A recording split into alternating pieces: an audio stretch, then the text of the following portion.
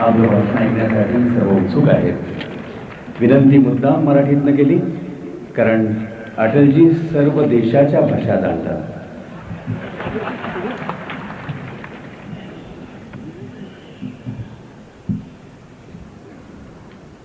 श्रद्धेय पंडित भीमसेन जी जोशी, श्रीमती जोशी, आदरणीय नौशाद साहब, अशोक जी, अभिषेकी जी, पंडित दस्तूर, महापौर महोदया, श्रीमती किर्लोस्कर, संगीत प्रेमी देवियों और सज्जनों,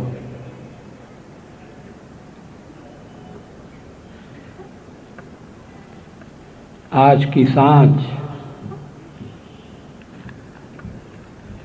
कुछ अलग दिखाई देने वाली सांझ है।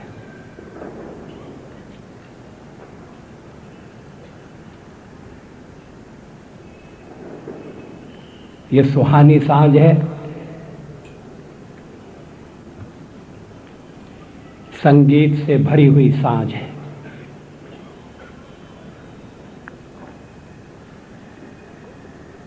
पुणे में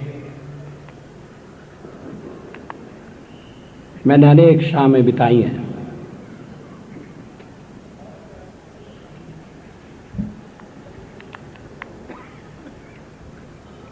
लेकिन आज की सांझ उन सबसे अलग है।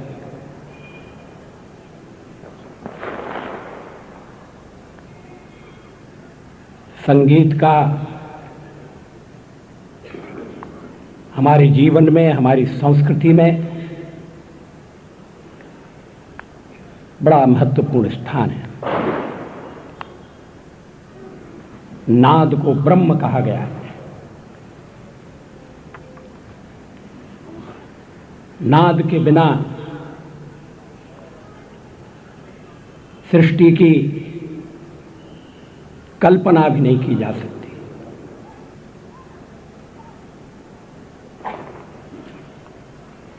चार वेदों में सामवेद का संगीत के कारण महत्व। भगवान कृष्ण ने भी गीता में कहा कि वेदों में मैं सामवेद हूं।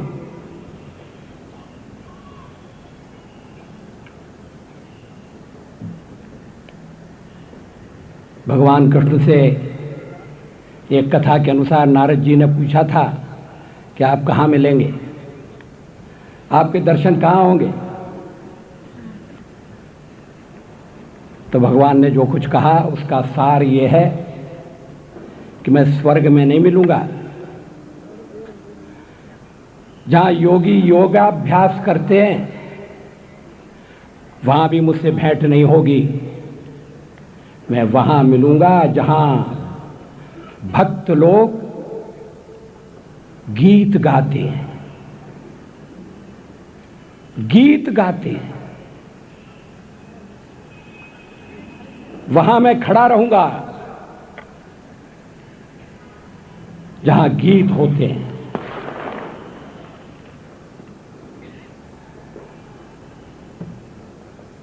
पांच 6,000 साल की वैदिक परंपरा पीढ़ी दर पीढ़ी, शताब्दी के बाद शताब्दी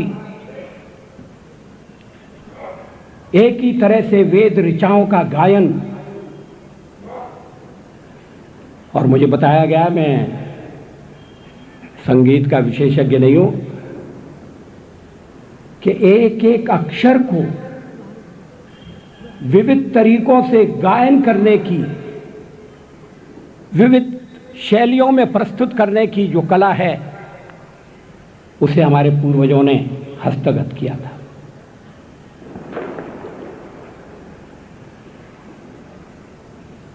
वो परंपरा लगातार चली आ रही है।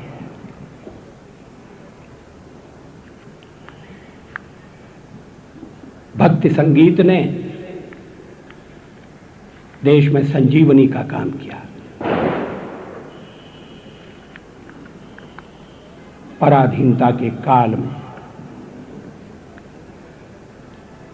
अन्यायों के बीच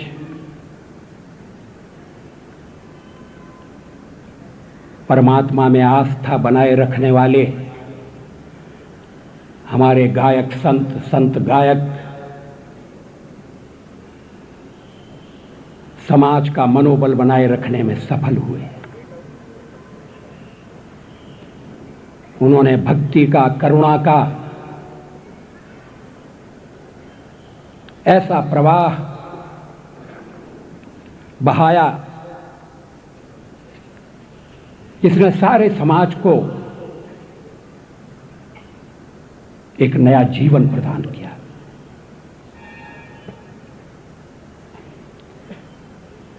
मैं जब पंडित भीमसेन जोशी के भक्ति संगीत को सुनता हूं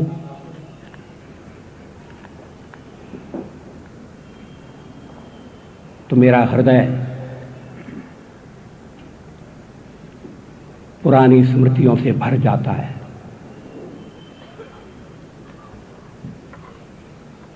श्री अशोक वाजपेयी ने ठीक कहा कि पंडित जी के संगीत में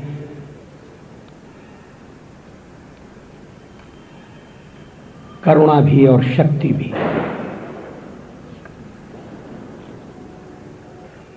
माधुर्य भी और ऊर्जा भी।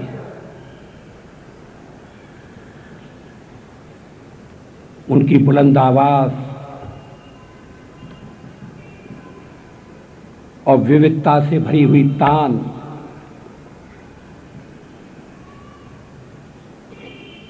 राग में खोते हुए मगर राग से अलग हटकर एक जादू उत्पन्न करने की उनकी शक्ति और क्षमता, उनके सुर का सौंदर्य अनूठा है, अनुपम है।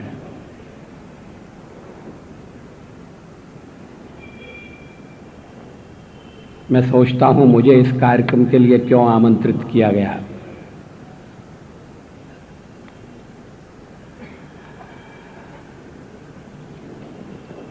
राजनेताओं का संगीत से ज्यादा लगाव या संगीत में रुचि छवि बिगाड़ने के लिए पर्याप्त हो सकती है।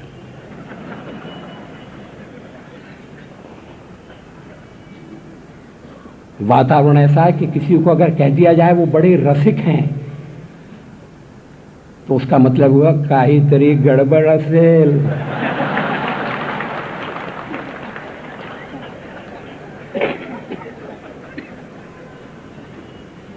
क्या संगीत का रसास्वादन करने के लिए रसिक होना जरूरी नहीं है? क्या रसिक होना स्वाभाविक नहीं है? इस देश में, इस देश की परंपरा में, इस धरती में, आप इस धरती को कान लगाकर सुनिए, ये धरती गाती है। ये बदलते हुए मौसम, ये खिलते हुए फूल, ये मंडराते हुए भौरे,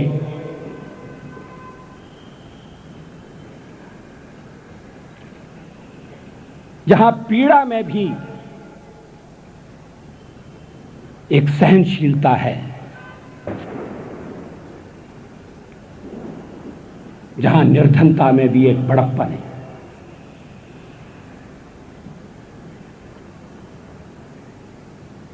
मैंने सोचा शायद मुझे इसलिए बुलाया है कि मैं ग्वालियर का हूं। ग्वालियर में मेरा जन्म हुआ था और कहते हैं कि ग्वालियर में जो बच्चा जन्म लेता है वो जन्म के समय जब रोता है तो सुर में रोता है। मैं नहीं जानता मैं सुर में रोया था या नहीं रोया था। मैं तो अपने को असुर मानता हूं, असुर। शादी नहीं की इसलिए ससुर होने का मौका भी नहीं मिला।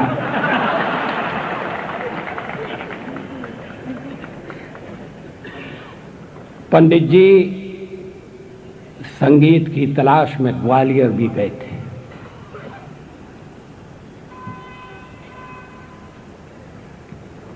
बड़ी कठिनाइयां झेलकर, कष्ट कंटकों में पलकर संगीत को साधना का रूप देकर आज जो सर्वमान्य स्थान उन्हें प्राप्त हुआ है वो उन्होंने अर्जित किया है। देश के कोने कोने में भ्रमण किया। ये बात नई पीढ़ी को पता होना चाहिए। गुरु की तलाश करते रहे,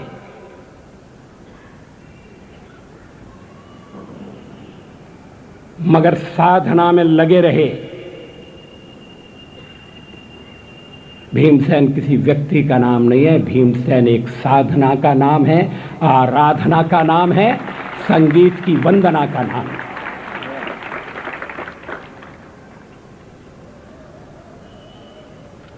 उन्होंने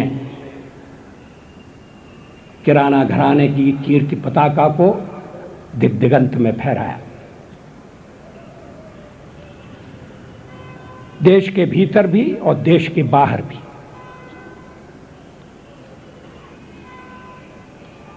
श्रोताओं को घंटों तक मंत्र मुग्ध करने की क्षमता उनके पास है। आज भी उनका स्वर सधा हुआ है।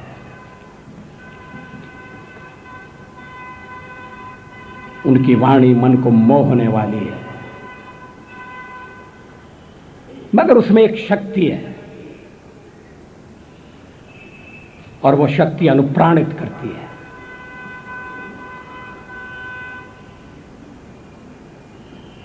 आज हम सब के लिए बड़े आनंद की बात है, हम उनका अमृत महोत्सव मना रहे हैं। पुणे की नगरी का यह आयोजन सचमुच में एक अनूठा आयोजन है।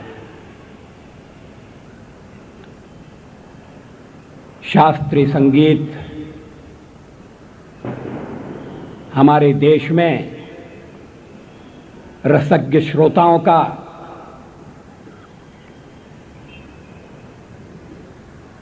ध्यान आकर्षित करता रहे, इस बात की बड़ी आवश्यकता है।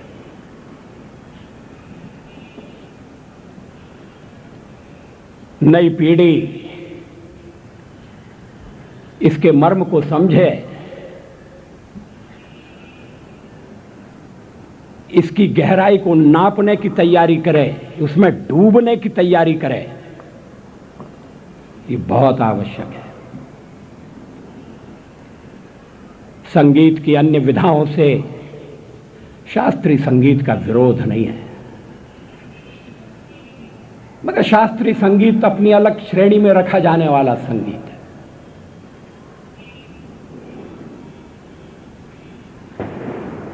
गायक जिसमें स्वयं गायन बन जाता है, गायक जिसमें स्वयं गीत का रूप ले लेता है, अपने को भूल जाता है, खो देता है,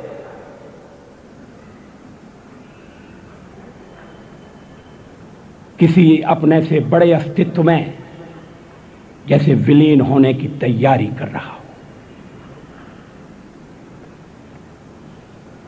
श्रोता भी अनुभव कर सकते हैं।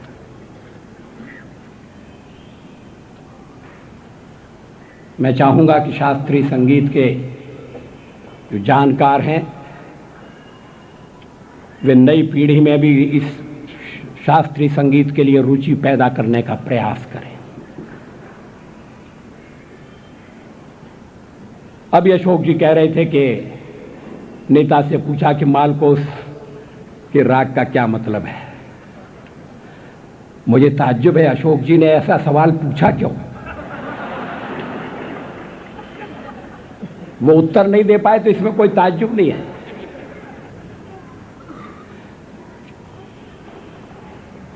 क्योंकि उन्हें या तो संगीत समारोह के उद्घाटन के अवसर पर बुलाया जाता होगा और या कहीं किसी रिकॉर्ड का अगर विमोचन होने का समय आया होगा तो उनकी याद की जाती होगी। हर एक को बचपन में संगीत का संस्कार नहीं मिलता, ये बात हमें समझनी चाहिए। जहां मिलता है वहां ऐसा उत्तर शायद नहीं प्राप्त होता।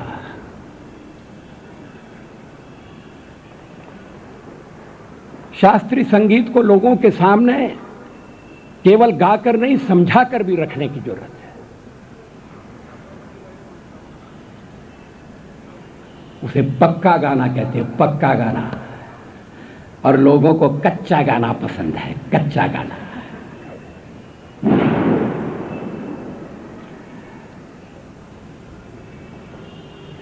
शास्त्रीय संगीत अपना स्थान रखता है, इससे कोई इनकार नहीं कर सकता। पंडित जी पिछले 50 वर्ष से एक ज्योति जगाए हुए हैं, स्वर की साधना में लगे हैं। उनका जीवन संगीत के लिए समर्पित जीवन है। बड़े परिश्रम से उन्होंने संगीत सीखा और अब उतने ही परिश्रम से संगीत सीखने वाले भीमसेन जी के चरणों में बैठकर अपने को धन्य मान सकते हैं। मैंने सोचा राजकारण पुष्कर झालंय, आज संध्याकाळी संगीत चर्चा होऊ द्या। राजनीति तो बेसुरी हो गई है।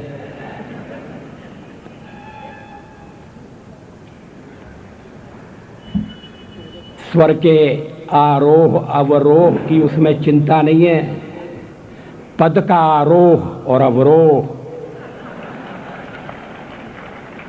कौन नीचे आया, कौन ऊपर गया और कौन बीच में लटक रहा है। नौशाद साहब साज बिखर रहा है, वाद्य यंत्र टूट रहे, मान्यताएं मिट रही हैं।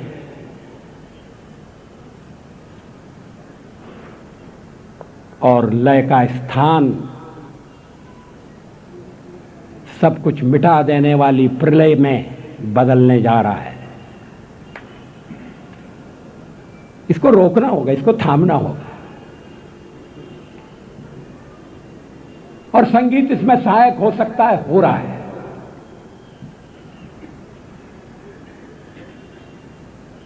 पंडित जी ने मुझे लज्जित कर दिया जब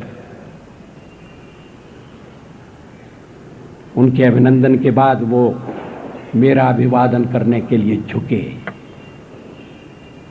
कितनी विनम्रता। लेकिन मैं जानता हूं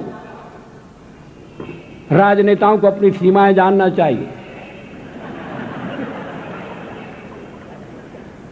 राजनेता आएंगे चले जाएंगे, मगर भीमसेन जोशी का नाम अमर रहने वाला है।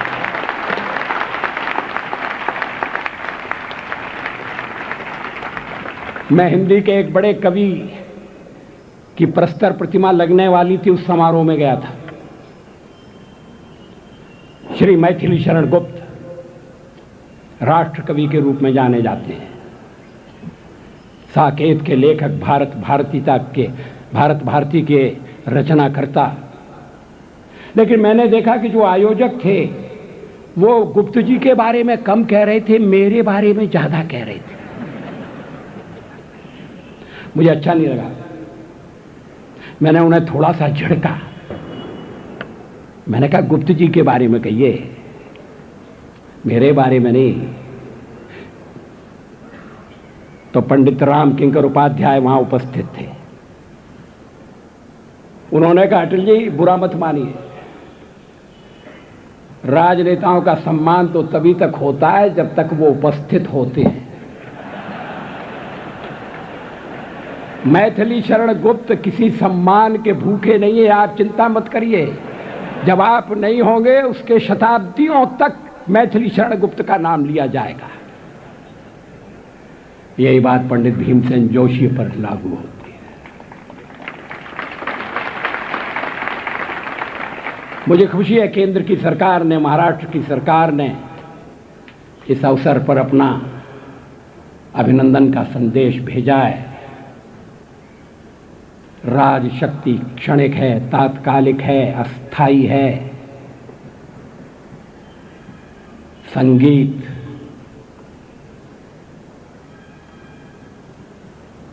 कभी न मिटने वाला,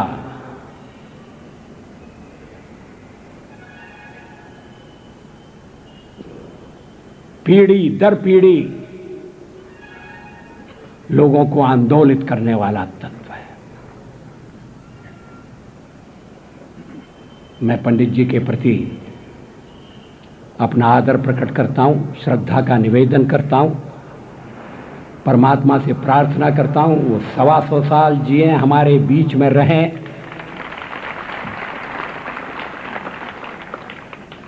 उद्दंड आयुष्य प्राप्त हो, अगर मराठी में कहना हो। इसी तरह से संगीत की साधना करते रहें और अगर राजनेता कभी कभी उनका स्वर बिगाड़ दें और उनके गायन में कभी कभी कठिनाई पैदा कर दें तो ये सोचकर उन्हें क्षमा कर दें कि एक क्षमा के ही लायक है। धन्यवाद।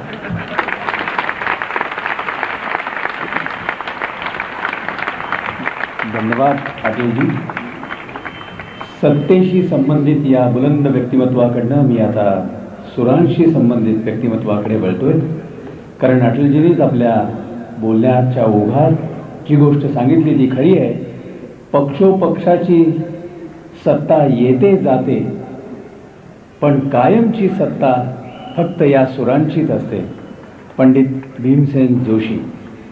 जसराजजींनी म्हटल्याप्रमाणे काश्मीरपासून कन्याकुमारीपर्यंत आपल्या सुरांचा एकछत्री अंमल गाजवणारा तानसेनानंतरचा बादशाह भीमसेन जोशी। पंडितजींना मी आपल्या सगळ्यांच्या वतीनं विनंती करतो की आपण आपलं मनोगत मांडावं।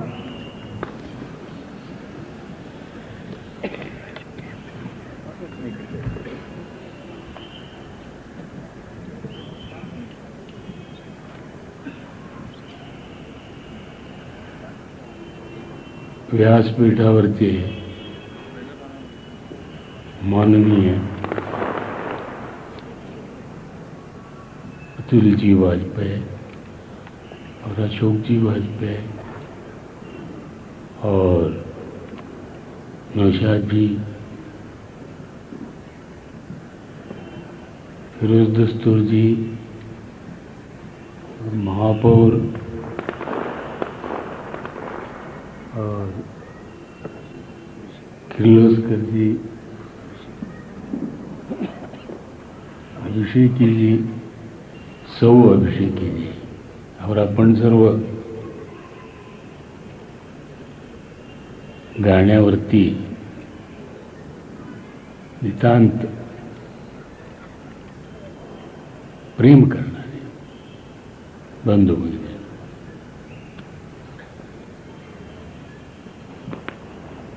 आता काय काय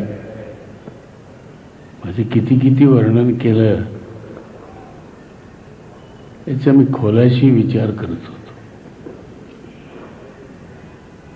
याचा मी लायकीचा आहे का? नाही, एक संगीताचा सेवक आहे। हा अमृत महोत्सवाचा सत्कार जो आपण केला हा माझा नाही, माझ्या घराण्याचं, किराणा घराण्याचं। आणि त्यातले जी नामवंत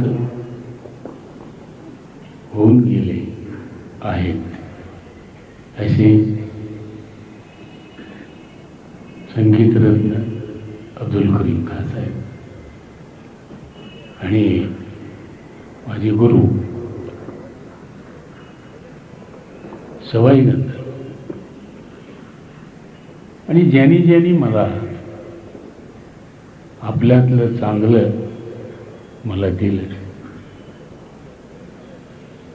त्या सर्वांचे मी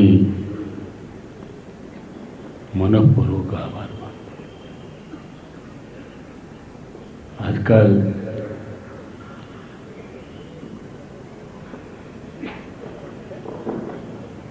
तुम्ही काय करता हो असं विचारलं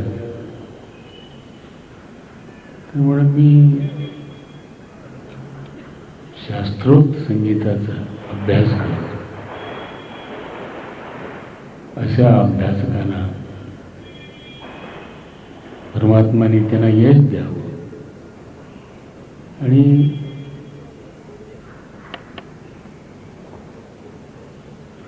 जे काय आपल्या देशात झालेलं आहे कलावंताला आणि कलेला पोषक अशी परिस्थिती द्यावी हीच माझी देवापाशी प्रार्थना आहे. आणि हा समारंभ चांगलं होण्याकरता एक समारंभ एकट्यामुळे चांगलं होत नाही. आपण आहात, इथले संयोजक आहेत, सगळ्यांचं मी ऋणी आहे.